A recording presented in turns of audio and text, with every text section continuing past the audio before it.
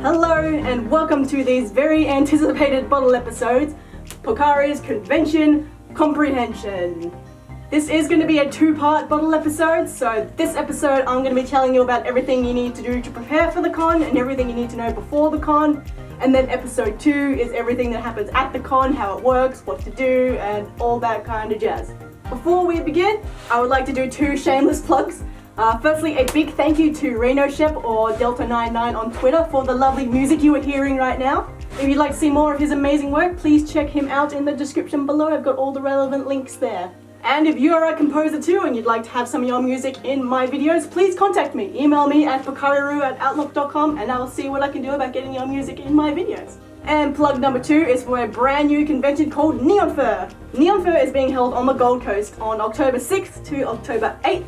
And it's going to be really cool. It's going to be a very chill, very laid back kind of con, you know, lots of gaming and things to do, lots of photo shoot spots, some really cool raves at night, and it's neon themed, so if you love bright, coloured and glowy things like I do, you are going to love it. Check out neonfur.com for more information and the hotel and stuff. Regio's only $70 at the moment. So, back to the episode. Let's start with the basics. What the heck even is a furry convention? It's a specially organised event, typically 3 days long from a Friday to a Sunday, held at like a hotel or a convention centre, specifically for furries, by furries. The point is to create a sort of space that is like a celebration of furries, so we can be as furry as we want, whether it's a tail, some ears, or a full-on fursuit. You can be as furry as you want and just see everything that the fandom has to offer. Then how do you even find out about these furry conventions? Usually it's just word of mouth, but you can also go to your local furry pages like on Facebook and Fur Affinity, and they'll usually have posts about it there too. But if you really want to see all the conventions, you can go to wikifur.com/furry convention map, and you can see every single con there is. Like, there's a full-on world map with markers everywhere there is a fur con, so it's a really good way to quickly see where they all are. If you find one that you'd like to go to, it's time to start planning and budgeting, because there are 3 main costs associated with furry cons. You've got your registration ticket, you've got your accommodation, and you've got your travel. Unfortunately, furry conventions aren't free. The convention organizers need to get their budget from somewhere, so just head to the convention's website, find their registration page, and you'll see all the registration prices there. Registration prices vary from con to con, but you can find it'll usually be between $80 and $120. But that gets you access to all the days the convention is running.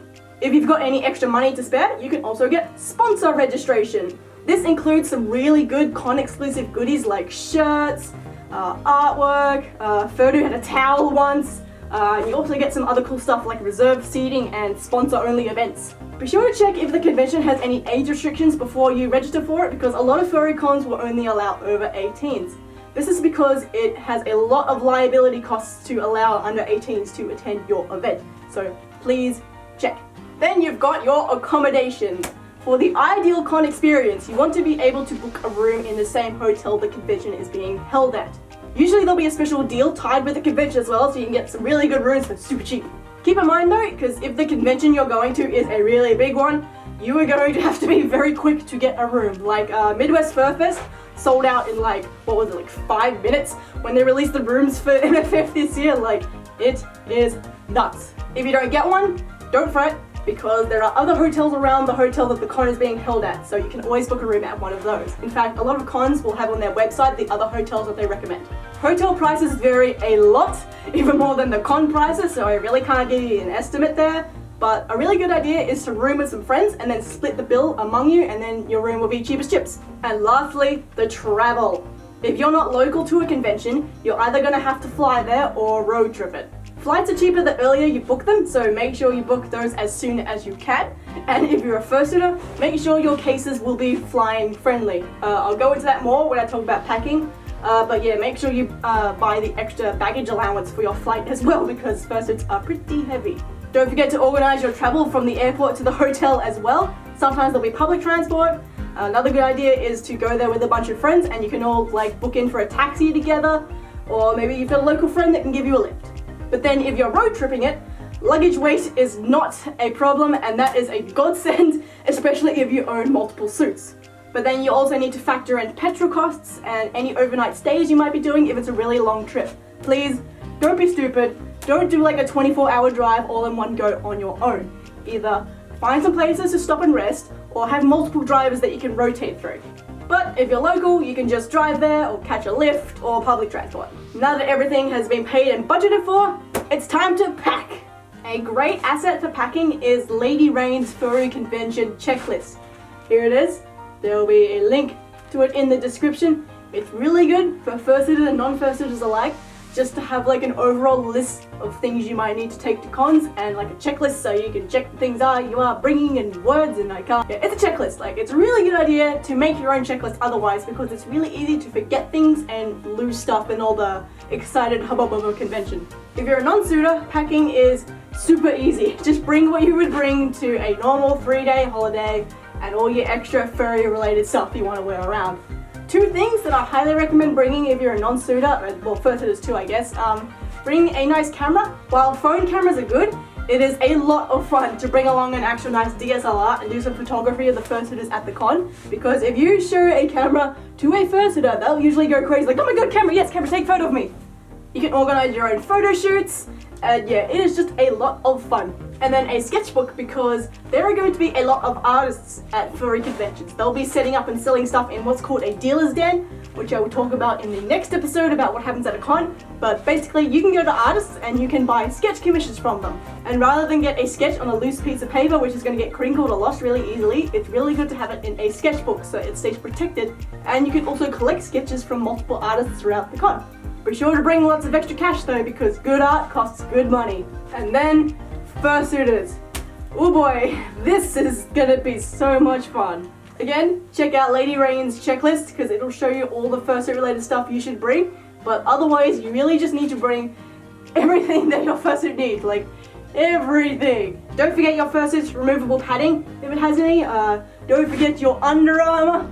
Please bring at least 2 pairs of Under Armour. If you've got 3 pairs, 1 for each day, that's perfect. But please try and at least have 2. If you've only got 1 pair of Under Armour, see if you can get some of that solid laundry soap, so that way each day you can wash your Under Armour in the sink or something, and then you can put it like on the balcony of your hotel to dry for the next day.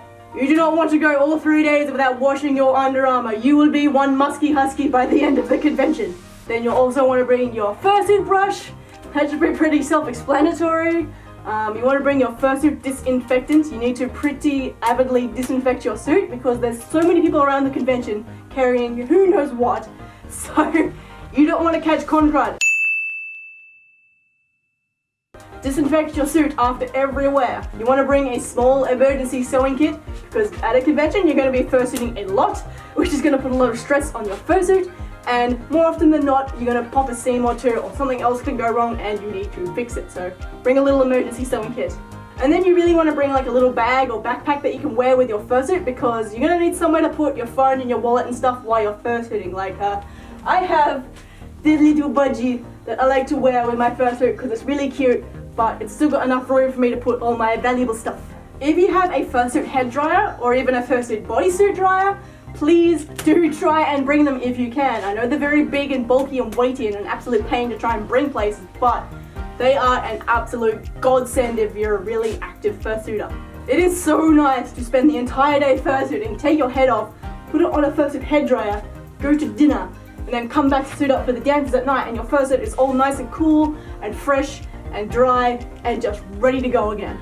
Okay, I forgot to talk about making sure your case is like flying friendly while recording, and I've already put everything away and I'm halfway through editing the bottle episode. It's like 10 o'clock at night, so I'm just going to quickly talk about this now. So yes, if you just have an ordinary like plastic crate to put your fursuit in, that's not going to be okay to take on an airline, because it's not strong enough, and if it's like only held together with the clasps, that's going to come off, or your fursuit bits are going to go everywhere, and you are not going to have a fursuit when you reach the other airport. I have heard so many horror stories of people losing their fursuits in flights because they didn't pack it properly. And sometimes even when they do pack it properly, it still gets lost, so flying with fursuits can still be terrifying, so you want it to be as safe as possible. The actual action packers, like the big proper crates, are kind of like a hit and a miss. Some people say they're okay, some people say they're not, so use them at your own risk. But the best thing to do is have like an actual suitcase that is designed for flying. Pokari alone takes up 2 full suitcases, and I've got like a nice hard plastic one for his head and any other things that might be crushed, and then just like a soft normal one for his bodysuit and his tail and his padding. And if you have a resin head, you need to be extra careful because resin can crack. Like those people at the airport, they're going to be throwing your suitcase on the plane, and if it hits anything, your head's going to crack. So you need to make sure that it's nice and padded and protected.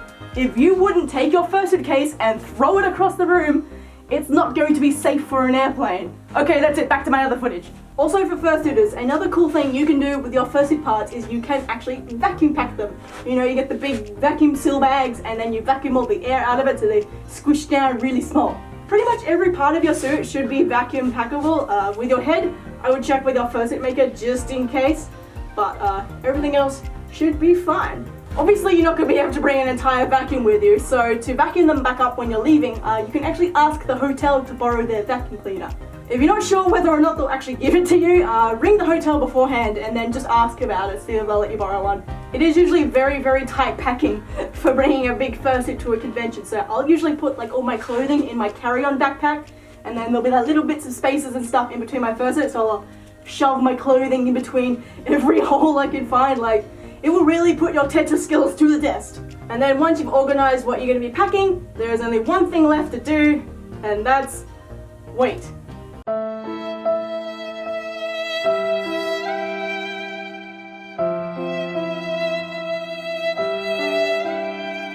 Then all you need to do is get excited. Conventions are amazing. You're going to have so many experiences that you're never going to forget. You're going to make so many new friends. Like, it is going to be amazing. Like, cons completely changed my life for the better, so who knows what it could do for you. But then what happens at a convention? What do you even do there? What does it look like? Well, join me next week for part 2 where I will go all into that and use footage that I captured at Furry this year. So, I will see you then. Thank you for watching, and I will catch you later. Bye!